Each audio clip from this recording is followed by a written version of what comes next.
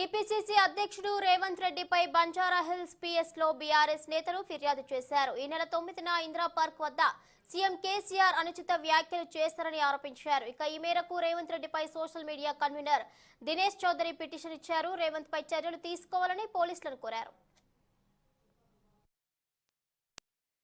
TPCC అధ్యక్షుడు రేవంత్ రెడ్డి పైన ఫిర్యాదు చేయడం జరిగింది. మొన్న ఇందిరా పార్క్ దగ్గర జరిగిన ధర్నాలో రేవంత్ రెడ్డి మాట్లాడుతూ మీ బతుకులు బాగుపడాలంటే కేసీఆర్ రావాలి అనే మాట మాట్లాడిండు. అది తెలంగాణ రాష్ట్రాన్ని సాధించిన నాయకుడి పట్ల, తెలంగాణలోని అనేక కోట్ల మంది ప్రజల జీవితాల్లో వెలుగులు నింపిన నాయకుడి పట్ల అత్యంత అమానవీయమైన మాటలు మాట్లాడడం నిజంగా మా అందరినీ క్షోభించింది. అదేవిధంగా సభ్య సమాజం కూడా అసహించుకున్న రీతిలో ఉన్నదని సందర్భంగా మేమందరం కూడా భావించి ఈరోజు ఈ ఫిర్యాదు చేయడం జరిగింది. నిజంగా రేవంత్ రెడ్డి, నువ్వు ఏమైనా మనిషి, మానవత్వం ఇవేమన్నా ఉన్నాయా నీకు?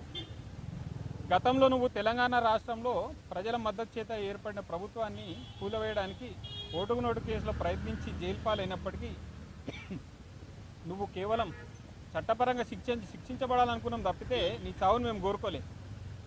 అదేవిధంగా తెలంగాణ రాష్ట్రంలో జరుగుతున్న మంచి పనులకు అడ్డుకట్ట వేస్తూ అనేక కుటిల యత్నాలు మీరు చేసినప్పటికీ ఏ రోజు మేము మీ చావును కోరుకోలే.